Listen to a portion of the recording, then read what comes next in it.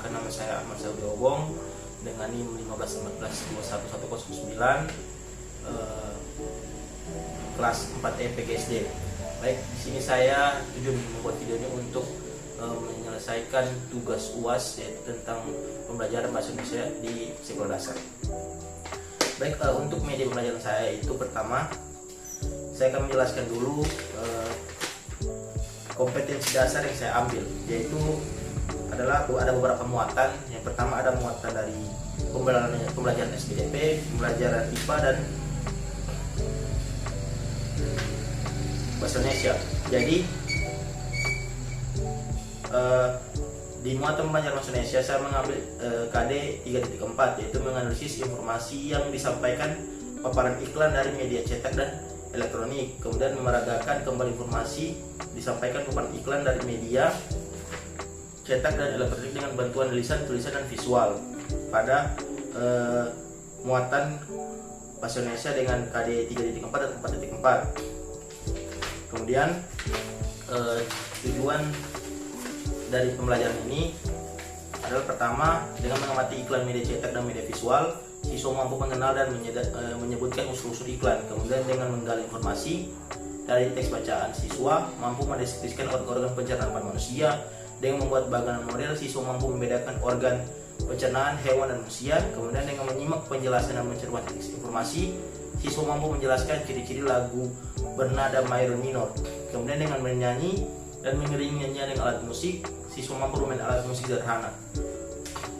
Kemudian saya menggunakan pendekatan yaitu scientific, kemudian strateginya cooperative learning dan teknik example non example. Kemudian metodenya itu penugasan, pengamatan, tanya jawab dan diskusi dan ceramah. Oke, baik, untuk kegiatan pembelajaran saya, media pembelajaran saya menggunakan media pembelajaran yang visual. Contohnya, sebelum itu saya seperti yang ada di samping kiri saya. Nah, di sini sebelum masuk ke pembelajarannya saya melakukan kegiatan pembukaan, yaitu pertama seperti dengan mengucapkan salam, kemudian saya menanyakan kabar, dan kemudian mengecek kehadiran siswa. Kemudian kelas akan dilanjutkan dengan berdoa. Kemudian saya akan menyuruh anak-anak untuk menyanyikan lagu Garuda Pancasila atau lagu nasional lainnya.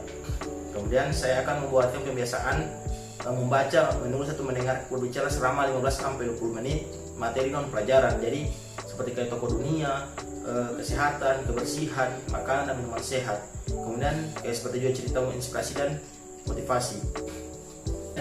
Saya pada masuk kegiatan inti saya langsung menggunakan media pembelajaran visual, yaitu PPT.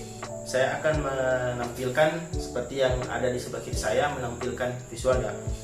Di situ di saat saya mengajarkan kepada anak-anak kayak seperti misalkan ada pertanyaan. Ini adalah media pembelajaran yang interaktif, itu PPT dalam pembelajaran interaktif kayak seperti di sini seperti yang saya tampilkan bertutur tentang apakah iklan di atas. Nah, makanya ditampilkanlah apa-apa yang menjadi pertanyaan-pertanyaan yang ada pada buku siswa.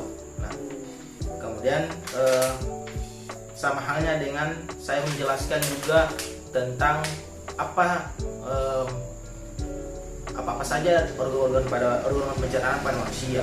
Nah, saya akan menjelaskan apa saja program pada manusia menggunakan PPT yang interaktif tersebut. Nah, di sini PPT ini merancang anak-anak untuk lebih aktif dalam berinteraksi antara guru dan siswa. Kemudian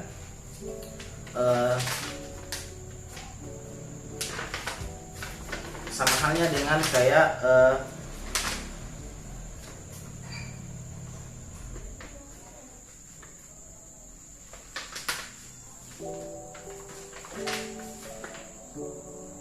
jadi itulah tadi penyampaian materi mengenai media pembelajaran yang saya pakai, yaitu media pembelajaran interaktif. Kemudian